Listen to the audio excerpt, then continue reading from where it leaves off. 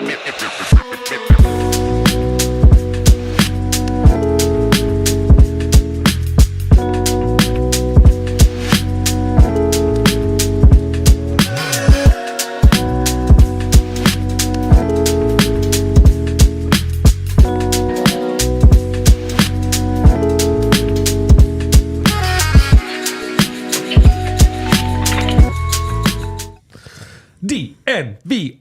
Draft Pod. Let's go. Happy Thursday to you all. So close to having real Thursday night football on our Thursdays. It's a glorious thing. Not from the Toyota Lounge, but the Toyota chat already popping up. Hi to you all. What up, Jose? And yeah, lots of rookie performances to talk about from week one. You can tell we're ready for football if we're already dialed on the preseason performances, and we've got some winners and losers. No, honestly, just winners from week one. Well, no, some injuries actually do make for losers. But yeah, all the first round QBs showed out. They all looked great. And how about Bo Nix, huh? How about him? What a time to be alive. And other Broncos rookies that we have takes on. So yeah, we're doing it all. Draft pod in full effect. And then maybe we'll talk about those silly gooses from the AP and the top 25 rankings. They put out great show. Jake Schwanitz, Justin Michael. Fellas, it's been a minute since the trio, three amigos really got together. Yeah, what's up? Doing great. I'm in football mode. You guys are in football mode. Yes, sir. Great time to be alive. I know I'm like borderline tan from spending all this time at camp. For me, this is bronze. Vacation, then camp. I mean, It's yeah, amazing. the vibes are good right now, especially after the showing we got from Bo Nix. Gave me a little bit of optimism going into this fall. Yes. I'm excited to talk about all of it. Yes, living your best football life, J. Mike. We love it. So yeah, tell me, what stood out to you guys? Let's start with Bo, and then I want to get into some other Broncos rookies, and then we'll get to all the other first-round QBs and more. Just watching him, it honestly kind of reminds me of when I see stuff from CU this year, and it's just like, it just looks better. Like with Bo Nix on the field, the offense just looks better. Like it looks like a real offense. They're moving the football. Bo's making plays with his legs. He's making throws on the run. The throw he had to Mims for the touchdown was just an absolute seed. He looked awesome. He looked very comfortable too, poised. He looked like he played NFL football already. And this is what happens when you have a guy who's played 50-some career college games or whatever it is. Yeah.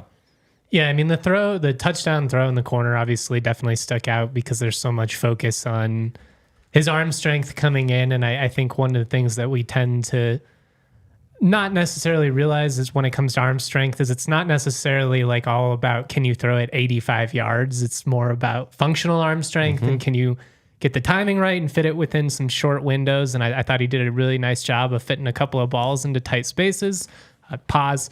But on top of that, going back to what Jake said, I was just really encouraged by how calm, cool, and collected he looked running the show. It didn't look like a rookie out there who was, under the lights for the first time and was fighting, every nerve that he's ever experienced. It looked like a guy who was in his element. And, there were some things he's got to clean up. It was never going to be a perfect performance, but I think it was about as good as you could hope for in a guy's first start. I love how Peyton handled it. I love that he didn't take the first snaps, but then got to run with the one still. I mean, I thought everything about this game was encouraging, just from the direction of the Broncos organization, from having faith that Nix can be a guy. I think we can get a little bit too overreactionary to preseason, but he looked really solid. 100% looked like a gamer. Looked as advertised. Versatile, like a veteran who had that right balance of run and pass, was moving around, didn't let the pressure get to him, used it as an asset or added thing to kind of scramble around. I really like, there was a little throw across the middle that he kind of sidearmed and got in there. There was just a decisiveness. He's seen it. He's throwing it, very confident in how he operated the offense. I think you guys put it really nicely. Yeah, about as well as you could expect. And how he handled the pressure was really nice. Now, it's the first preseason game. You don't want to read more than you should into it. But he looked really good. He looked the part. And I fully expect him to be starting week 1 and that to have kind of cemented it. And I'm excited to keep watching him. That's what I wanted to ask you guys is it sounds like, based on everything that Sean Payton is saying, that the Broncos will name their starters sooner rather than later, likely after this second preseason game. Did Bo show enough in that first preseason game, and on top of what we've, seen and heard from camp, to basically, like, outside of him just completely bombing this weekend, the starting job should be his week 1? Yeah, I mean, I think we kind of thought this going into the year, coming out that's of the what draft, we wanted. right? But has your original opinion been validated enough? Like, do we have a large enough sample size that, like, yes, he's ready? 100%. You have to start him. Yeah. Anything else feels like it's wasting time. That's exactly right. Sean Payton spoke to Kay Adams yesterday. I don't know if you guys saw this, and she was trying to like get it out of him on the show to like say that Bo's going to be the starter. Sean didn't give in, but he's so giddy with excitement about Bo Nix and what he's done with this team for this year. Yeah. He's just, the vibe is just completely different. Yeah. He's got 100%. His quarterback. I mean, it feels like you see a happy couple after, watching this guy who had been in an abusive, like, alcoholic relationship for the last couple of years. And it was just better for both sides. Like, you will both be better people if you just finally leave each other. And it worked out. Yep. The game didn't seem too fast for him. No. And, I think Hank obviously has done some great reporting with the QB scoreboards, and you can follow along every single day.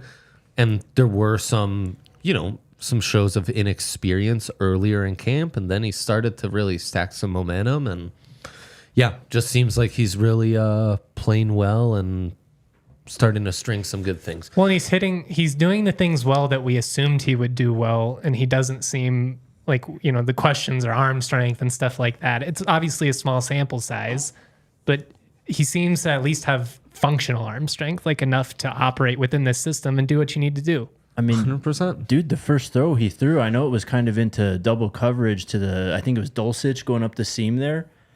I mean, It's an NFL ball. That was an NFL throw. The throw to Mims, like that was a rocket, man. I know it was an RPO and it was just like a 2-yard flat route, but that's a tight window, though. Geez, yeah, he completely beat the defender away from your throwing shoulder, right? Yeah. So it's opposite field. That's not just automatic, and it has to be in the right spot at the right time. And if you miss that throw, like inch inside, that's a pick six. So no, that's great. And the Josh Reynolds throw, right? Like that's on the money. The placement's there exactly where you want it. Either my receiver is getting it or it's incomplete. Yep. Just going back to that touchdown throw, though, I think that's exactly what Sean wanted, was how quick Bo operates those RPOs. And, just, again, listening to Sean talk to Kay Adams yesterday, it was very interesting because I'm now, like, starting to really see what Sean wants to do offensively, because he was talking about the receivers and, how big they are. And he was, like, talking about how in his first year as an NFL coach, he saw San Francisco's receivers with Jerry Rice and all those guys, and that, like, inspired him, like, big, tall receivers. Like we saw that in New Orleans. So he's going to mix these like new school philosophy or old school philosophies with like RPOs and like these new school like football schemes. Like you saw it a bit in New Orleans too. He didn't really have the quarterback to execute it, and now he does. Yeah.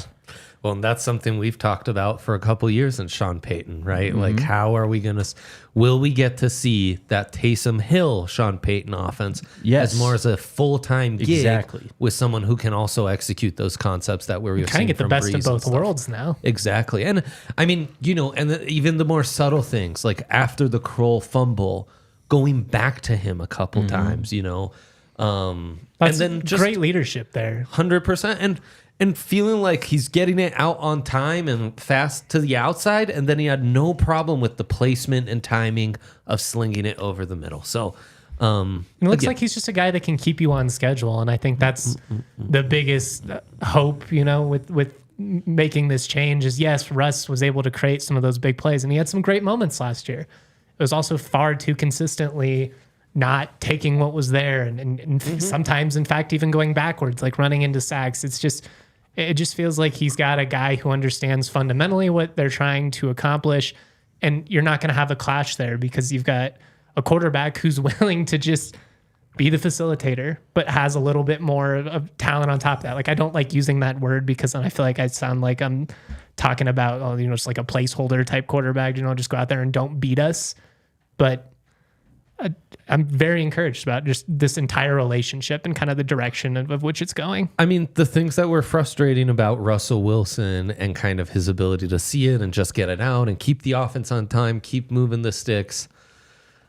Those were the things that really stood out to you about Bo. Yeah, exactly. That's what the first thing I said was just, it looks better. That's what I meant by that. I mean, you don't see any of the scrambling out of a clean pocket. You don't see him, twirling around backwards and immediately going 10 yards behind and making everything worse for himself. Right.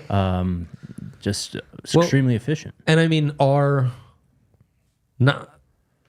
struggle with ranking Bo was like, where do we cap his ceiling, right? Yes. And how many of those special above the X's and O's type plays can he make, which were the things that kind of kept the Broncos offense afloat with Russell Wilson. Was for all the bad, once in a while, he'd go on the insane scramble and make the impassable throw to Cortland Sutton in the end zone or whatever. The more you can keep things on time, the less you have to rely on those above the X's and O's. And then that will come in those select moments, So it's just like Brock Purdy at San Francisco, man. I mean, we didn't like him coming out. I know. And then he comes in and he just shows the same exact stuff that we're kind of seeing from Bo Nix. And I think we all agree that Bo Nix is a better athlete, too. To be fair, though, like if the Broncos had landed Bo Nix in the 7th round, I don't think the reaction would have been quite the same. Completely we would have different. been talking about the upside and, it could work out. Yeah, the draft status makes it completely different, but they kind of remind me of each other, and I think that's why I really wasn't the biggest Bo Nix fan coming out. Fair. Yeah, 100%. I think that's fair. 100%. Any other young standouts? Yeah, it's really the perfect time to take a break, and then we'll get into Jonah Elliss, Audric Estime, Devon Vele, and maybe some Troy Franklin concerns. So all that coming up next. You know what I'm not concerned about? What I'm going to do for lunch. I'm hitting up that fast and amazing Raisin Canes. On your mark, get set, eat. Make a pit stop at Raisin Canes for craveable, hand-battered chicken fingers. So good. Always cooked to order, made just for you. Racing for delicious chicken finger meals served up fast. Those crispy crinkle-cut fries, buttery Texas toast. Of course, you can't forget about the creamy coleslaw or that secret Cane's sauce. Always got to get a little bit of extra sauce, though. You want to sauce it up. Don't go short on the sauce. Live life the way it's intended. Dip those bad boys. Dunk them real good. For cooked order, hand-battered chicken fingers, race into Raisin Canes. Turbocharge your chicken fingers. Get them even faster by ordering online at raisincanes.com or through their mobile app. Raisin Canes Chicken Fingers, one love. Damn straight. And of course, you know it. Bet365. Never ordinary over there. They are, after all, the only place you can use our code DNVR365 at sign up. Place a minimum bet of $5 and get $150 in bonus bets back. They will also cover your first bet up to $1,000. It's a great deal. The only place you can find DNVR custom bets with Nux, our mascot, on their front page. Man, the only place you can do a lot of stuff. I'm watching live sports on their app. It's the only place I can get like times for games. It's the only place I can find all these lines. I mean, right now they're NFL. That's a good point. It's completely replaced like the ESPN app like Google. Yes. Like all those are so less functional than they used to be. It's constant. It's up to date scores. The times are always going to be right because they have to be. We got money on the line here. Bet365, life changer. And then like even the up to date scores, right? Like they are way ahead of sometimes 45 seconds Gamecast because again they have to be. Time is money when it comes to Bet365. So yeah, even if you're not a gambler, I mean, first off, they're just giving you like bonus bets to play with, play some futures, get all in on your teams. But then, yeah, it's just like one of the best sports apps out there, period. So, must be 21 plus and physically located in Colorado. Please gamble responsibly. If you or someone you know has a gambling problem, wants help, call or text 1-800-GAMBLER. Okay. Leave us a thumbs up. Hit us with some questions. I love seeing the chats. Yeah, it's so football season right now. Everyone's feeling it. You love it. We got a lot of people it. watching right now, so blow it up. Great. Beautiful thing. Yes. Tell your friends. I almost said hide your kids, hide your wife. No, tell your friends. Yeah, I'll get the link out there. Because we grading everybody out here. Oh, beautiful stuff. Okay, Jonah Elliss. Yes. What a nice early performance from him. He gets a QB hit and forces the interception on the Colts. Was also credited for a sack. He's one of these lighter edges. But, his dad was a former Bronco and was playing at like 270, 280. His shoulders are so broad. He looks way bigger than he actually is. So really encouraging performance from him to start off with. Yeah, I would say very similarly to what we said about Bo Nix, Jonah Elliss kind of came in and validated what we thought he did well. He's got a relentless motor. He's got good length. He's going to be a guy that can get in the quarterback's face. Obviously didn't have quite the production of some of those other guys, but you look at his tackles for loss and the sack numbers in college. It's not like he struggled at one bit. I think he's going to be a steal, man. I think that was one of the better value picks that really of the entire draft, but especially with this Broncos class, I think a couple years from now, when you look back on this, like, man, what a steal. Totally. And you were really high on him for a while. It was funny seeing him and Leitulatu on the field at the same time. Yeah. I gave the RAS comparison. They were the only two Power 5 guys to have over double-digit sacks in, I forget, maybe in this class, or they were the only guys Jonah had with 12 that last year, so. total production. And it was like a quiet 12, too. Well, he only played 10 games. Yeah. He missed the last half of the year. And Utah, without Cam Rising and all those injuries that they suffered. Their season got so weird. You're missing Keithy, you're missing Rising, you're missing Ellis. Like, they're going to be so good this year. Yeah, so, he had 12 sacks, 16 TFLs, and he looked like the player who he was last year when he was healthy. So it was very encouraging, and we know that there's room to make a name for yourself in this edge room in Denver. So he looks like he's already making his case to enter, the 2 deep, basically, for week 1. That's what I was going to ask you. I think you got to get him in the rotation, early on. Why not? 100%. If nothing else in pass rushing situations, just use that length. I think the edge room will be a more by committee room, that's been the approach the last couple seasons, but he is another guy added to the staple of young edge rushers who I think are pretty promising. Nick Benito and Baron Browning have really shown flashes, nice early flashes from him. His first step, his get off, his ability to just play super low to the ground, all really stood out to me. Audric Estime, one of the youngest picks in this draft, a guy we were high on as well, the former Notre Dame back. Thought he showed a lot of good in the red zone and short distance, but then you have the fumble, which of course you never want to see. Yeah, that's killer. To me, a fumble for a back in a preseason, that offsets just about all the good you did. So that's tough. I thought it's going to be kind of tough sledding for him to make the active roster anyways. But, I thought he was encouraging. I think you see what you like about him. He's obviously freakishly strong. He runs hard. If nothing else, I'd love to see him stashed on the practice squad.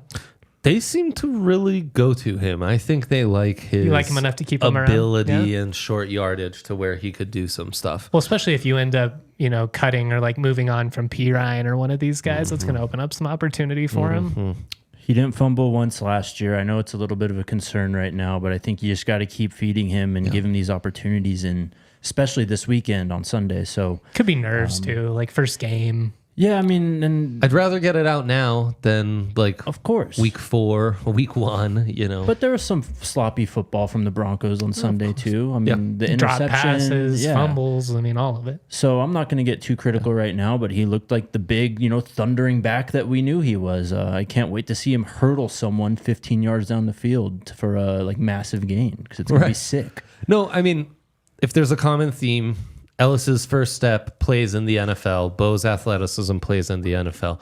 Estime's power plays in the NFL. Yes.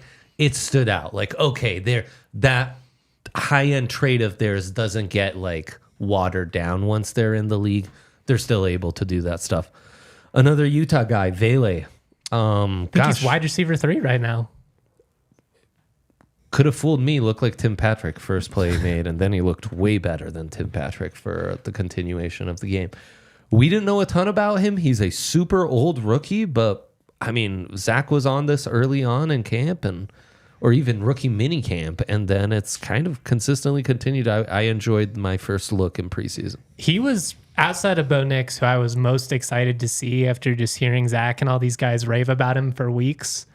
I thought he lived up to the bill, and I think some of these young guys with Estime and Vele, they're flashing enough that they make some really interesting conversations with the Broncos and your salary cap situation. Because there's pretty big incentive to move on from some of these guys like Tim Patrick and I literally just said his name, Pete Ryan. Yeah, thank you. Stidham, maybe. Yeah, like, you can open up too. Well, right. It's going to be interesting to see. I think they hang on to Sutton at least this year. For sure. I think Vele is at least pushed enough to where he's going to be a top 4 receiver on this team, depending on what happens with Patrick. I don't know if they cut Patrick just because he's so popular in the locker room, but financially, I mean, the incentive's there right now.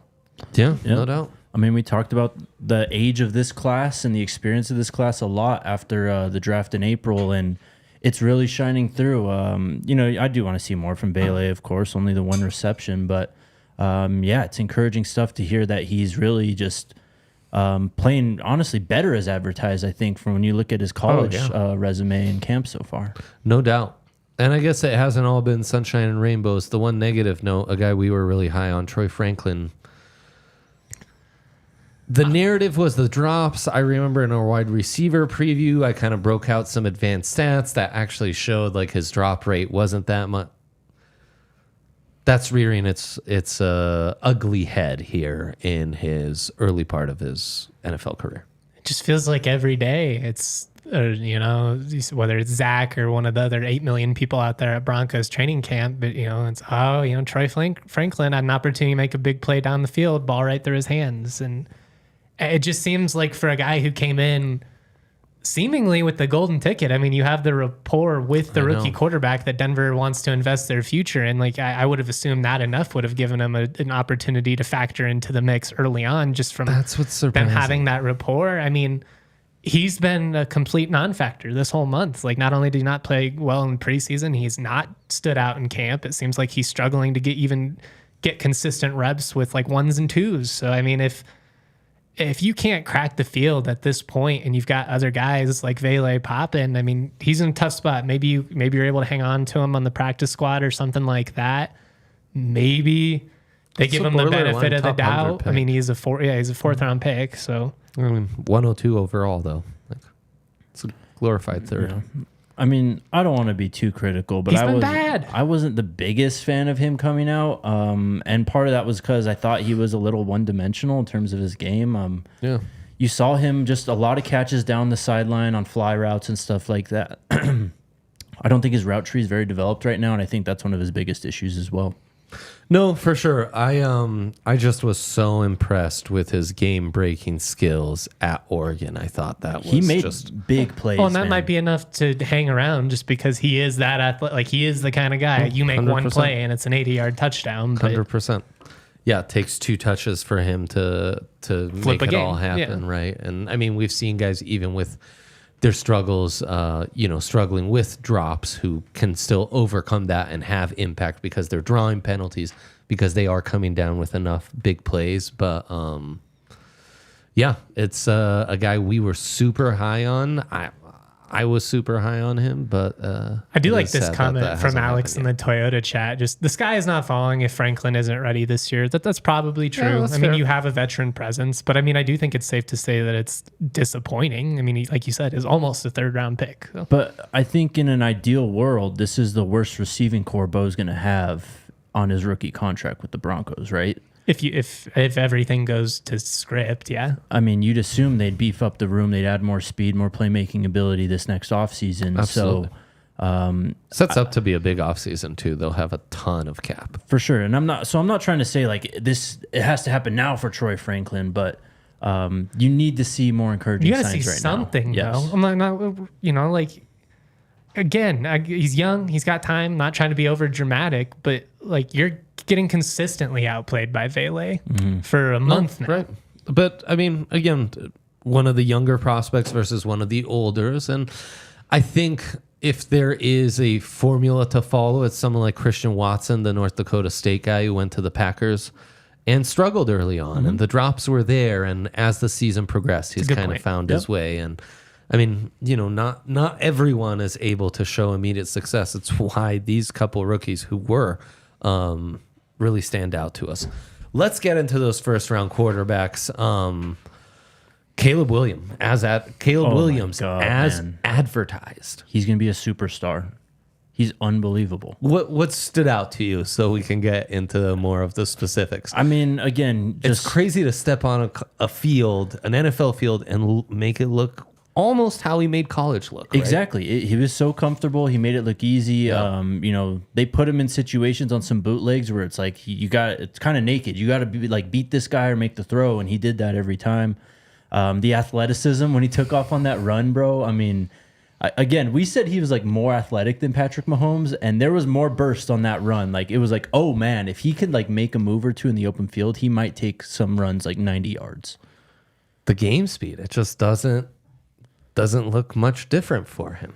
No, I mean, and that was the big question, right? If so much of what made him so challenging in college was that ability to work off script. And I think a lot of people are like, yeah, but can you run around like that in the NFL? And maybe he might be able to based on like how he looked. Now, I do think he's going to do things, inside the pocket that they just couldn't get out of Justin Fields. And you saw some really nice throws as well. It's a small sample size, but the screen that he just flipped, like it was insane. The ability to adjust on the fly. He's got such freak athleticism that, I mean, with the talent they have around him, like it feels like they could be a division contender. And I hate saying that because I know it's one preseason game, and I feel like that's like total shock jock radio bullshit. But I mean, we've watched this guy play a lot of football, and I think the thing that was really validating about all these rookie quarterbacks is they all looked like guys that have played a lot.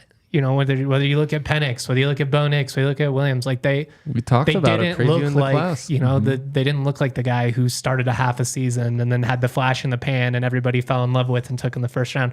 They are guys that meet the Parcells rule, and you see it.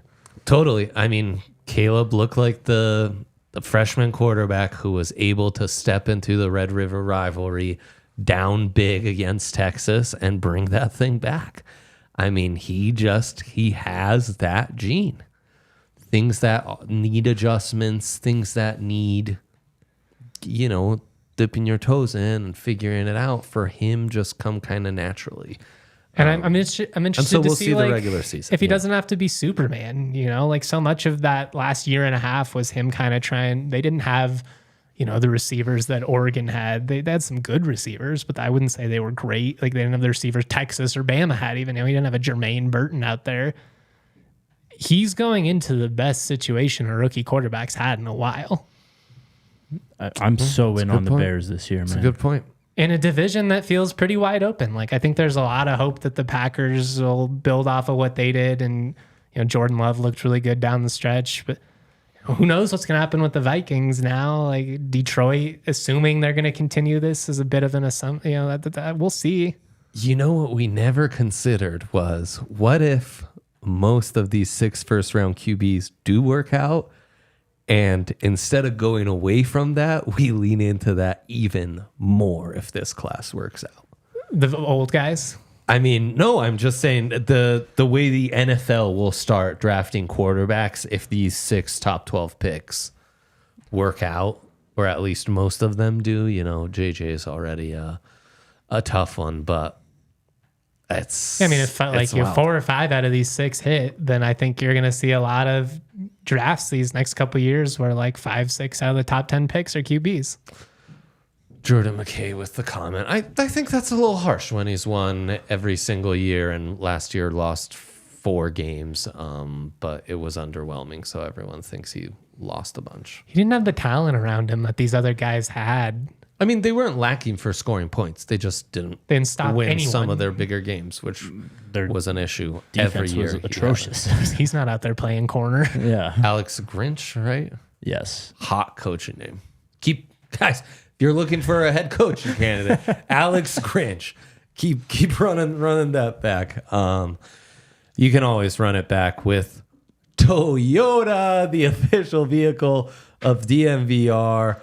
Trucks have always been part of Toyota's DNA. Great car to just take off, go out west, 285, whatever you want to do, and just get lost in Colorado in the western slopes, driving a lovely, safe Toyota. So many all-wheel and four-wheel drive options for you, like the Epic 4Runner, like all their great trucks. And they also have a ton of hybrid options. More than anyone, in fact. It's pretty wild. I didn't realize that, but yeah, their zero emission vehicles are really high up there. Toyota SUVs are also awesome, and it's just a great car to hit the road with and get lost in a road trip. Visit your Front Range Toyota stores at a location near you. AutoNation Toyota, Arapahoe and Centennial, Corwin Toyota in Boulder, Groove Toyota in Littleton, Mountain States Toyota in Denver, Stevenson Toyota East in Aurora, and Stevenson Toyota West in Lakewood. You know it, Toyota, official automotive partner of the NFL and an official vehicle of DNVR. Fire up, boys. It's tailgate season. We've got the first tailgate of fall this Sunday, 6 p.m. Kickoff means 3 p.m. start for the tailgate. Corner of 18th and Federal. We're in the Sports Fan parking lot. All fall, you can find Jake and I there, RK, all kinds of DNVR personalities. We're hanging out with the best football fans in town. We're throwing back some Breck brews. We're eating some snacks, and we're just having a good time. You know, one of the things that I love about it, just given that I work college football Saturdays, you know, I don't get to tailgate before game day. I've got too much stuff going on. I get to have that authentic football experience. I get to engage with all of you guys, get to hang out with my boys here. It's awesome. Make sure you follow us on social at DNVR_sports or go to thednvr.com/events to check out the calendar. Heads up, 2 days from now, we got the Rockies takeover for Hall of Fame Day with Todd very Helton. few tickets left on that. So if you can find them at thednvr.com/events, best of luck to you. That's going to be a lit one for Todd Helton night. What a time to Baseball be alive. history, man. The best player in Rockies history. We get to celebrate him in town, give him some love. It's been hard to be a Rockies fan these last couple of years. It's fun as hell to think back to the legends, and you wanna keep connected with all that. You know, remember why you love baseball in the first place. Do we want to do the AP 25 stuff before we get out of here? I've got a couple more rookie QBs I want to talk about because Jake was talking up Penix. Michael Penix, yeah. The arm is just, it's completely as advertised. I think he was a little like yippity early. There was like 3 or 4 balls that just went a little too high. But he was doing his thing, you know, hitting just these fly routes down the sideline in between the corner and the safety. Just he's very quick in his decision making too. I didn't see someone who was overwhelmed by the speed of the game at the NFL level. And that arm's going to play, man. He stays healthy. He's going to be a real player, I think. Yeah, and how that all goes down in Atlanta is going to be real interesting. They just added Justin Simmons. I saw the chat was talking about that this morning and traded for Matt Judon yesterday. Is it a guarantee that Cousins will be ready for week 1? I can't remember. I think he tore the Achilles not too far into the season, or was it towards It's like the end? week 6 or 7. Yeah. We were into the season. It wasn't like September. Right. We shall see. The one we know for sure now is that J.J. McCarthy will not start week 1. It's a meniscus injury. I think there's still some, reports are varying 4 to 6 weeks to 4 to 6 months. Part of it is that with a meniscus, you can either just take the meniscus out. You can shave out like the torn part, or you can completely repair it. And when you completely repair your meniscus, you can't be on your knee for like 3 months because it's just a soft piece of tissue. So that's what happened. He had it completely repaired, and big bummer because I thought he balled out. I thought he looked so good. Yeah, no, and was starting to pick things up. I know there's a weird rivalry on Twitter with Very Vikings weird, and, man. But like we watch these guys year round. What he did last year was pretty incredible for Michigan. And, Yeah, no one wants to see that. And I mean, ultimately, we talk about all these factors. That is the biggest differentiator. Is there is some injury luck out there. Totally. And it's just a shame to see, really. So, yeah. And then your guy, Jermaine Burton, looked really good. Nate Wiggins looked really good until he got injured. Ben Sinnott looked really good. So, I mean, lots of top guys or guys in good opportunities shining early on. And it's nice with some of these guys that we get to watch a little bit more and feel more confident. Like, we knew Cincinnati would be a good landing spot for a player like Jermaine Burton. Yeah, I mean, especially then they've kind of moved on from some guys. It's opened up even more opportunity than I had initially thought, but he just needs a healthy Joe Burrow to throw him the ball. Oh, and that's the big question, right? Like, Joe Burrow had a wrist injury that usually happens with linemen. So can he hold up? I don't even think he can throw the football like more than 3 days in a row still. So, like, big question marks with the Bengals, but Burton looks the real deal. Yeah, and I mean, Jaden Daniels, Ben Sinnott, that looks like a fun little partnership. And I thought Latu looked good. Yeah, 100%. First defender taken, 16th overall. Nate Wiggins, I thought looked good as Byron well. Murphy, but then he was second. Yeah. And then I didn't watch this one, but I heard that the Graham Barton, the Bucs center, also was just demolishing people. Yeah.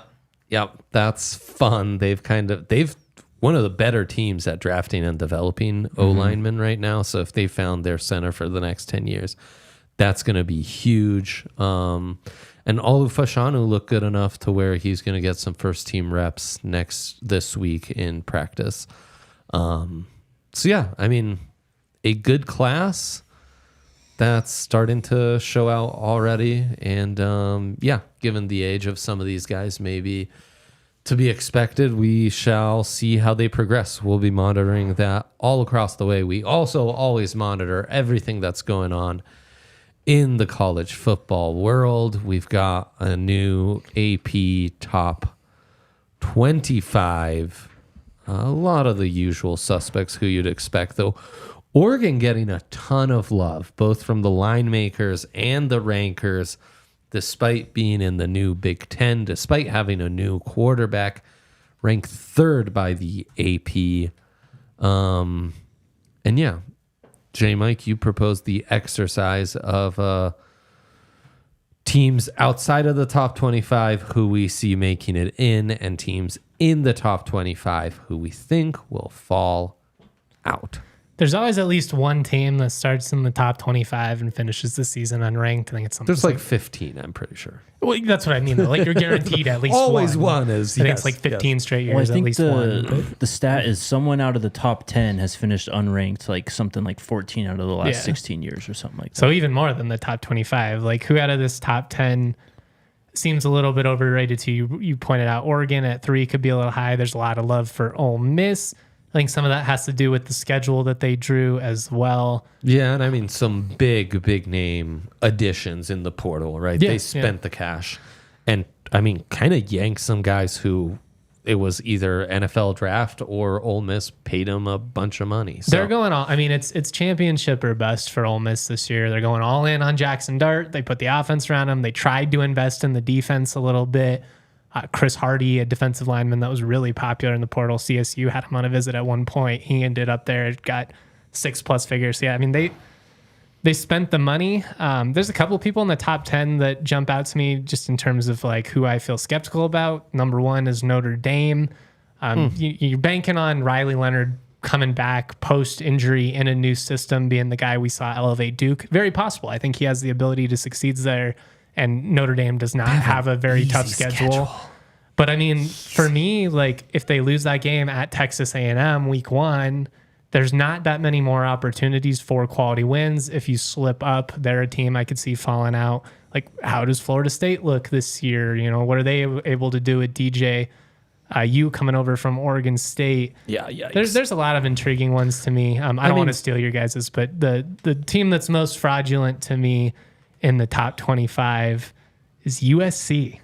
And I think when you look at that schedule, it's rough. And I think they're going to get murdered by LSU to start the season. And I don't really know where you go from there. That schedule doesn't give them any breaks. So if I can only pick one, I'm picking USC because while I doubt Notre Dame is an actual contender, I still think their schedule is easy enough that even barely above average QB plays probably gets them to 10-2. So that's where I'm at. USC. Who are you fading? In the top 10, honestly, I think it's Michigan. The questions around Alex Orji in the quarterback room are going to loom large. Got distractions now. I mean, there's all sorts of shit new going Big on. Ten. Yeah, so And quarterback, look, some programs have proven to be a bit quarterback proof. It's like, okay, we don't know the new guy, but we've seen enough track record over the last 10 years that with a new guy, they'll still be competitive. Yep. Outside of JJ in this Michigan tenure, we haven't seen a ton of success. Yep. I'll throw Tennessee out there too. I just think there's a lot more teams in the SEC that I like than Tennessee this year. And then Kansas at number 22. That's betting a lot on Jaden Daniels to stay healthy this year. And it's overrating the rest of the squad. I don't know. Yes. Dominic Puny, Austin Booker, two Jayhawks who look good for Niners and Bears respectively in the week 1 of preseason. Kansas is playing all their games at Arrowhead too, so that's something to factor in. It won't necessarily be great point. A true hostile home environment. Like it'll be big for Kansas State, like CU, those type of games, but leaving for Lawrence, those Iowa State type games, and I don't even know if they have Iowa State at home. Part of the appeal of Kansas. That's what I mean. Lawrence, like you lose that. So. 100%. I think that's a great point. Look, I think Penn State in the top 10 is always. I mean, how do you trust them? Drew LR. We'll see, but like early signs aren't the most encouraging, and that Big Ten, these new Big Ten and SEC slates are. It's just a murderer's row. I mean, I wonder if those are conferences where you almost need to contextualize those records as NFL records, less so as college football records, where like 3 or 4 losses is actually great, right? Like if you have 3 or 4 losses in the NFL, fantastic season. In college football, that's a disaster. So, but really, I think the most fraudulent in the top 25, I think it's OU. I think it's Oklahoma. What have they shown us under Venables? That schedule is a nightmare, and the quarterback situation is really unknown. I mean, I don't think Venables has built up the defense enough to make up for all the losses they have suffered on the offensive side. And it's just, I haven't seen enough to believe that that's an offense that can just, put up above average production. Jackson Arnold was kind of rough in that bowl game against Arizona. Only completed 57% of his passes. He did throw for 361 yards and had 2 touchdowns, but he also threw 3 interceptions. All the reports are that he's the real deal and that the defense is going to be Venables' brand. I'm with you, though. I'll believe it when I see it at this point. I just don't feel like they have the talent at the skill positions as some of these other teams do. And like you said, the schedule is just brutal. I mean, even for a team like Georgia, who I think is firmly going to be a playoff team, don't get me wrong, I'm just pointing out their schedule because it's insane. They play Clemson in a neutral game. It's in Atlanta, but it'll probably be close to 50-50, maybe a little bit Georgia. They got to go to Lexington. They got to go to Tuscaloosa. They got Auburn at home. They got to go to Florida and Texas. They got to go to Ole Miss. They got Tennessee at home. Like, all those games are losable in a nutshell. They're not going to lose all of them, but like you're saying, I think you got to change how you look at it. I think there's going to be a lot of unhappy people with the expanded playoff when you start seeing these 3-4 loss teams out of the SEC and Big 10 potentially make it over like a 1-loss team out of the ACC or something like that. Maybe even an undefeated team if they don't play anybody. It is going to be interesting to see kind of how this all pans out. Who are you guys high on that the AP is not? And don't say CU, Jake. I know you think they'll be ranked at the end of the year. But who else are you high on that's not ranked? Looking through here. This is the $1 million question. Virginia Tech. I like that. Virginia Tech for sure. I think Kyron Drones is someone who could be a household name by the end of this football season. Really? Yeah. I think he's someone who has the potential to be like the upset maker in the ACC and really put Virginia Tech on a run. Great home field advantage. They're experienced. ACC's up for the taking too. And the ACC feels pretty wide open. Like, I don't think there's any guarantee that Clemson's going to be what it used to be. Miami spent a lot of money. They're another team like Ole Miss that really went out in the portal. You bring over Cam Ward, you bring over Damian Martinez in the backfield. Like there's a world in which Miami's just Sure. The great bot team this year. But again, they're another. I'll believe it when I see it. Yep. I'm gonna go Boise State. I think Malachi Nelson, huh? We believe. I don't know if he's gonna start. I think it might be Madsen. Really? Wow. Yeah, we'll see. I'm following it pretty closely. I mean, CSU doesn't play Boise this year, so I've been a little bit less locked in on them than I tend to be, but it feels like the classic, like Madsen's he's the guy that knows the offense, the coaches trust him. He doesn't have the same physical ability, but just like the coach's guy. Nelson has all the physical ability in the world. I think Boise is going to be the G5 representative in the playoff this year. I think their quality of schedule is going to help them over like a team like Liberty, who I think will probably go 11-1, 12-0. App State, you could throw in that mix as well. But I think Boise State with GNT back, with the talent they have defensively, they've got the offensive and defensive preseason player of the year outside of what happens at quarterback. It feels like Boise is kind of a lock for a 10-win season. Really? That's interesting. I don't think they're as good as they used to be. Like, you know that. I've been consistent on that.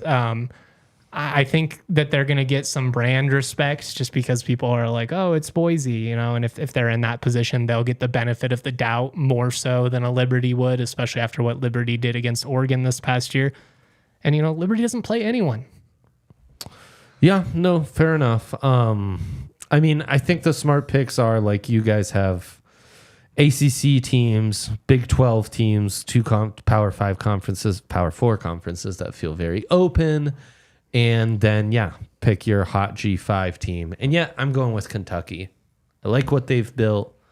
I think while there is a ton of talent in the SEC, there also aren't a ton of like superpower unbeatable teams, like Mizzou's a consensus top 15 team. Kentucky could easily have the season that everyone thinks Mizzou's going to have.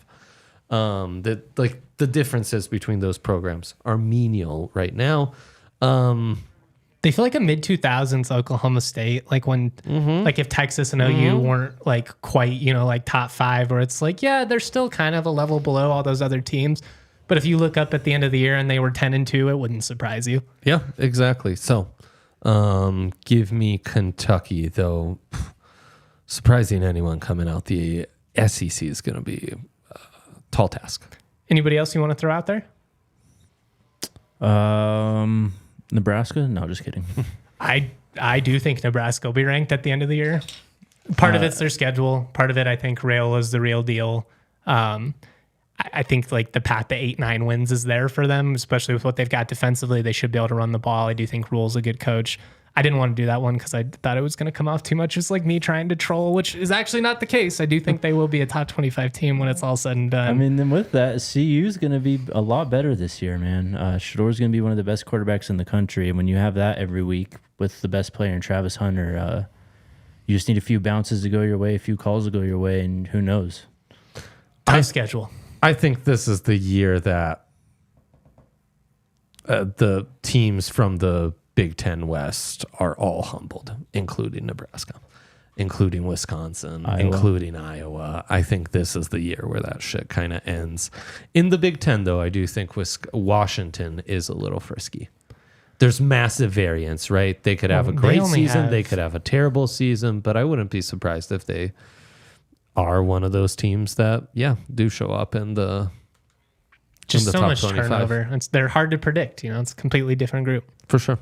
But I like some of the talent they've added. Like they didn't lay down and we're just going to, we're just going to take this loss. Fish is a good coach too. Exactly. Jed Fish, man, what he did at Arizona, I think is kind of being discounted a lot, and the credit is being given just to the players and what's already in Arizona. Whereas I think Jed Fish, like he really kind of built that thing up, and I think he's a damn good offensive football coach too. 100%. Losing a coach, man. I've been talking about this. I won't go do on a whole spiel, but I've been talking about this on my pod a lot. Just with the Mountain West, like I think there's a lot of people that just assume that Wyoming's going to keep rolling with what Craig Bowl established. I'm like, maybe, you do return a lot of players, but you essentially lost your Sonny Lubick, your McCartney. Like it's a big assumption that you're going to continue it. It's giving Craig Bowl a lot of credit. Wyoming before Craig Bowl got there was bad. Like lose 60-10 to not good CSU No, I get teams. it. But like Sonny Lubick and McCarthy actually won stuff. Fair. He went like 7-5. Like, oh, good job. You know, like so. There So are I'm just levels to saying, like this. there are Yes. levels. Exactly. Certainly fair. But I mean, Fresno State, similar deal. Like you lose a really good coach in Jeff Tedford. It's a big assumption that you're going to be able to maintain that, even if you have many of the players, many of the pieces that were a part of it. That's We'll what see. Jake's been saying about Arizona. And I gonna be a think tough it's one completely to- fair to point out. To turn over. Yeah. So it's going to be a great season. Thank you all for tuning in. And catch up on all our position previews and all the stuff we have done this offseason. Next week, I think we basically get to preview week 0. Hell yeah. Hell yeah. Crazy. Football is here. Thanks again. Leave us a thumbs up on the way out. Much love. We out. Bye. We all silly like the mayor.